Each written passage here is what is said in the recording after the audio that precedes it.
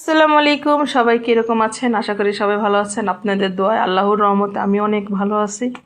আজকের আমার ভিডিও করার উদ্দেশ্য হইল গিয়া আজকে আমরা খিচুড়ি পাক করতেছি।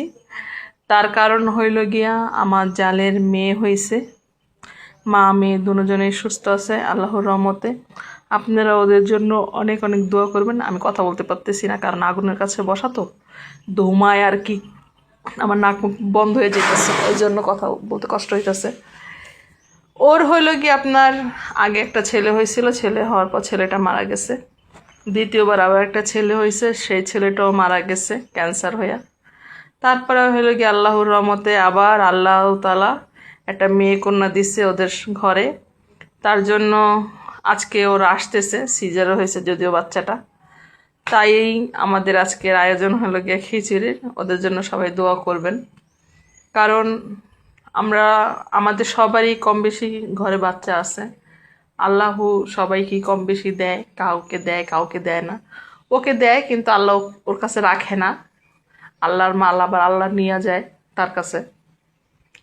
কিন্তু দুঃখের বিষয় একটা, একে একে দুইটা বাচ্চা হয়েছে, একটা বাচ্চাও নাই। আবার এখন একটা মেয়ে সন্তান হয়েছে যদিও। তারপরেও আল্লাহর কাছে অনেক অনেক দোয়া করি যেন এই বাচ্চাটা যেন থাকে।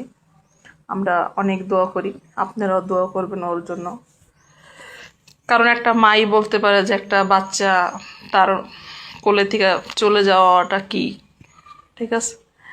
তার জন্য আজকে আর কি আমরা আজকে খিচুড়ি পাক করতেছি, সবাই মিলে একসাথে বসে এক জায়গায় বসে খাওয়া দাওয়া করব। ওরা বরিশাল আছে, শেরে বাংলাতে ভর্তি, আজকে আসতেছে, এই জন্য আর কি খিচুড়ির আয়োজনটা। যাই হোক, আপনাদের কাছে শেয়ার করলাম। আপনারা সবাই ওদের জন্য দোয়া করবেন যেন ওরা সুস্থ থাকে, ভালো থাকে। আর আপনারা অনেক ভালো থাকেন, সুস্থ থাকেন। আল্লাহ হাফেজ।